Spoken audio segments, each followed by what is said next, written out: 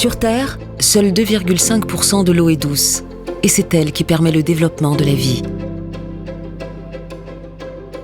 La Guadeloupe était autrefois appelée Karukéra, l'île aux belles eaux, car ce territoire regorge de rivières, mares et étangs. Ces milieux aquatiques, riches d'une biodiversité exceptionnelle, permettent aux Guadeloupéennes et aux Guadeloupéens de boire, de se nourrir et de vivre dans un environnement clément. Les berges des rivières regorgent par ailleurs de nombreux trésors. On compte plus de 300 espèces de plantes qui jouent un rôle majeur pour ralentir les cours d'eau lors des crues et protéger les habitations lors des saisons cycloniques. De nombreuses menaces pèsent sur les milieux aquatiques de notre territoire. La principale, la pollution, qui peut être issue des assainissements non conformes, des pesticides agricoles ou des déchets. Certaines rivières de basse altitude présentent aujourd'hui des états de dégradation alarmants. De plus, la disparition des espèces locales au profit des espèces exotiques détériore les capacités de régulation et d'épuration de la rivière et la qualité de l'eau est alors impactée. Alors que faire pour réparer, restaurer et surtout protéger ces milieux aquatiques? Le projet Protéger, piloté par le Parc national de la Guadeloupe en partenariat avec l'INRAE et l'Université des Antilles, propose une solution. Ce projet est financé par l'Union européenne via son fonds FEDER, par l'Office français pour la biodiversité et par les 3 copilotes du projet. Le projet Protéger, c'est un projet qui s'étend sur plusieurs années, qui a commencé en 2015 et qui signifie promotion et développement du génie végétal dans les rivières de Guadeloupe. Donc ce projet, c'est vraiment un projet qui allie d'une part la sécurité des biens et des personnes et d'autre part la préservation de la biodiversité et la restauration des milieux et des écosystèmes. Les objectifs du génie végétal, donc un des objectifs c'est de pouvoir faire des travaux en rivière de manière plus écologique et plus adaptée à notre territoire.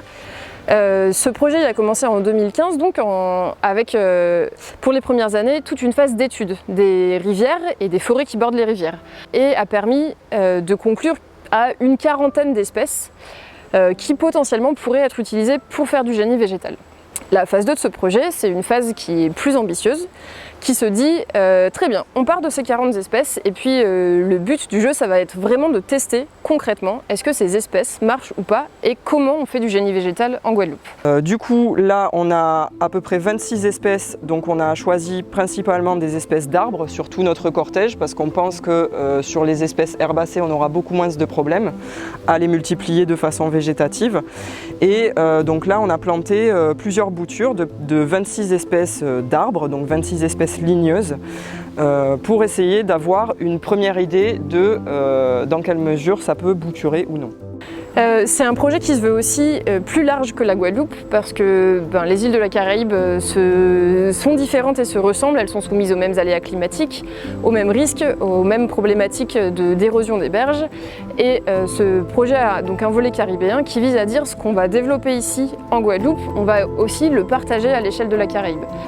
Donc voilà, toutes ces différentes phases du projet vont nous permettre dans 3 ans de conclure comment on peut faire du génie végétal dans les Antilles, de quelle manière, en utilisant quelles espèces, et puis de déboucher ensuite sur les phases suivantes du projet qui seront des phases de formation des professionnels ici, de développement de nouvelles filières économiques, de mise en place des filières de pépiniéristes dédiées à ces volets-là, et puis voilà, de développement aussi de partenariats à l'échelle caribéenne.